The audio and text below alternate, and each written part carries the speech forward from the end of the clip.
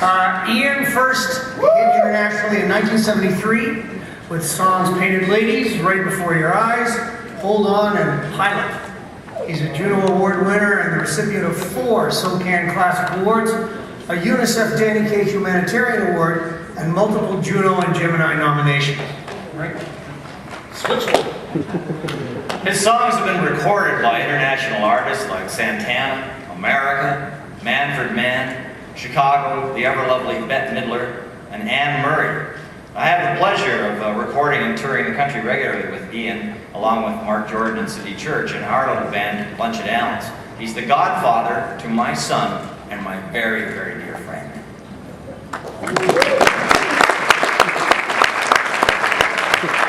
He has scored music for over 20 motion pictures. He's played the role of Dougie Franklin in The Red Green Show.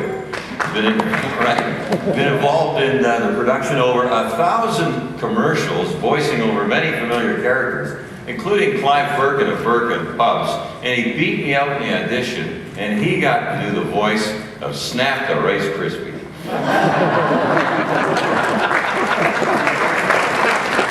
Ian recently scored music for the animated series The Adventures of Bob and Doug McKenzie, as well as 2 Hallmark movies, The National Tree and Fairfield Road. Now I would like to ask every one of you if you would please turn your attention to the screen. Please welcome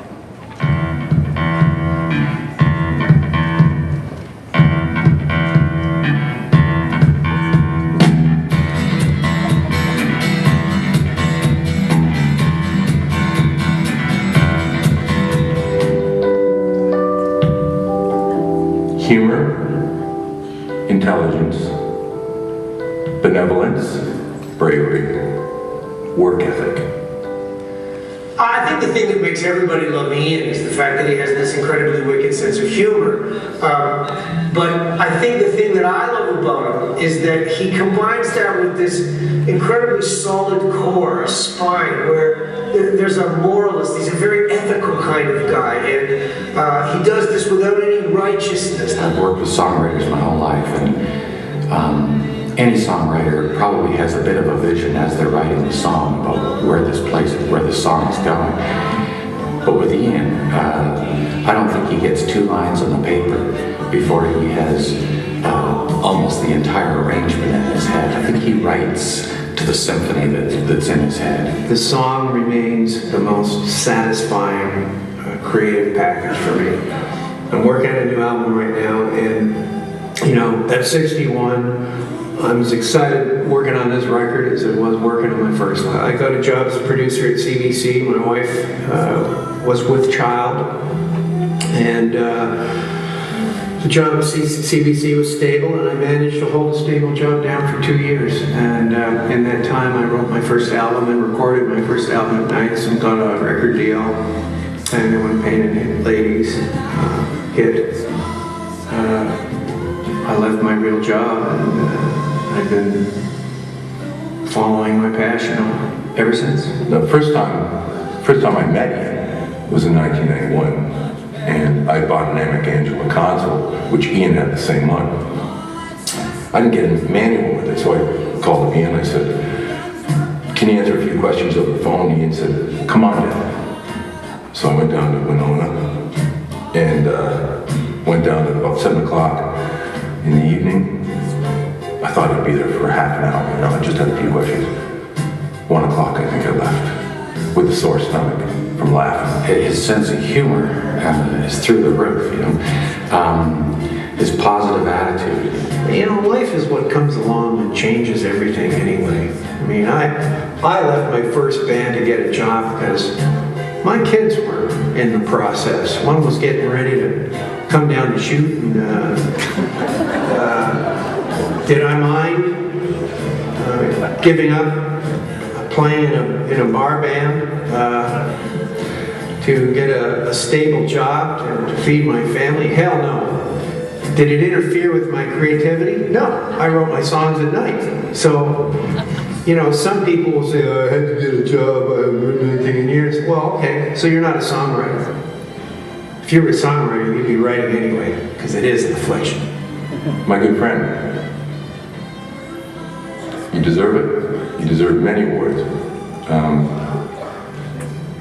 You're a great friend and a great mentor, and congrats. Ian, congratulations and thank you so much for including me on some great moments in your musical history. Thank you. A lifetime achievement award. A lifetime of achievement. And you know, I love him like a brother. I love you like a brother, Ian Thomas. And I think that you are a great, a wonderful gift to anyone in their lives. And I've been very fortunate to know you for such a long time, and you really do deserve this. And I just hope that, you know, just like you have in your books, there's many other lifetimes of achievement that might occur, you know, after this one. So, bless you, brother, and enjoy yourself tonight.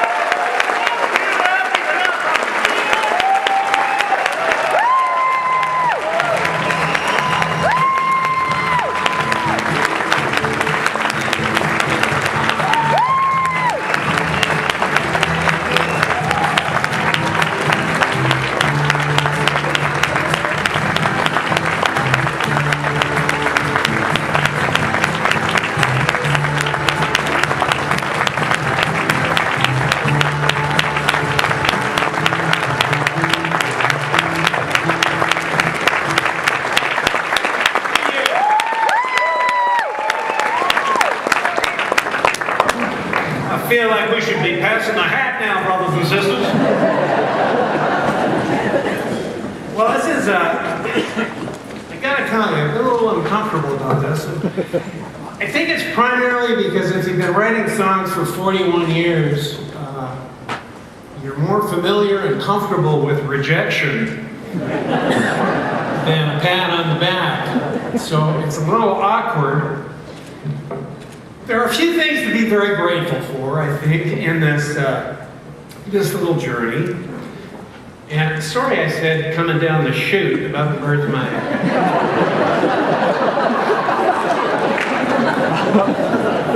My daughter and the chute are here tonight.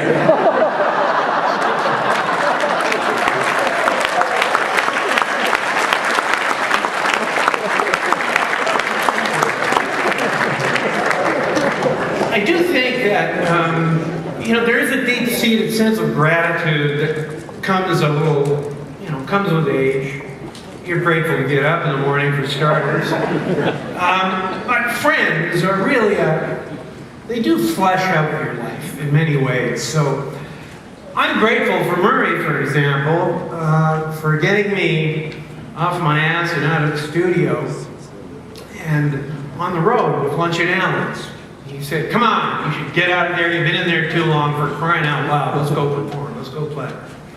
So I have to thank Marie for what has been just a joy for 9 years. Each one of us singer-songwriters get to be backup singers and backup players. And just singing for the joy of it, it's fantastic. And it's wonderful in this journey to have other musicians sharing the journey with you. Ricky Emmett, Anne Murray, Mark Jordan.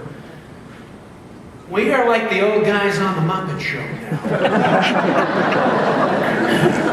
now. We sit back and grouse about the music business and how Britney Spears' navel can sell CDs and ours could hold a couple.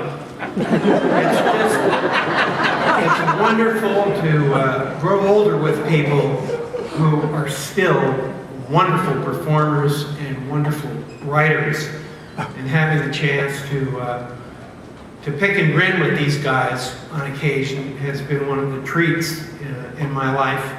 Friends like Paul Ensign and Bob Deutsch.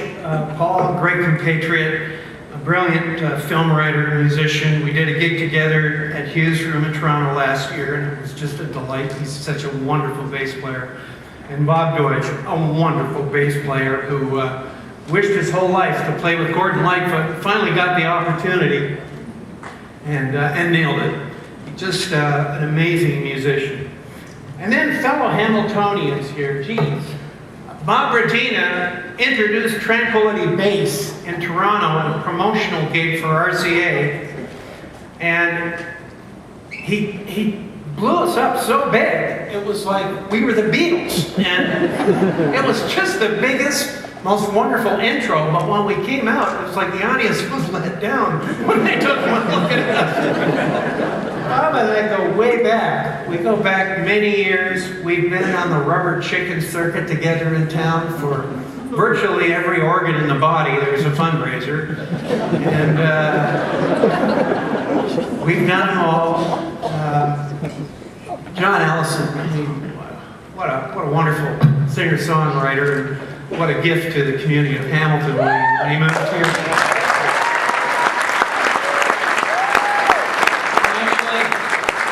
I also met John on the rubber chicken circuit.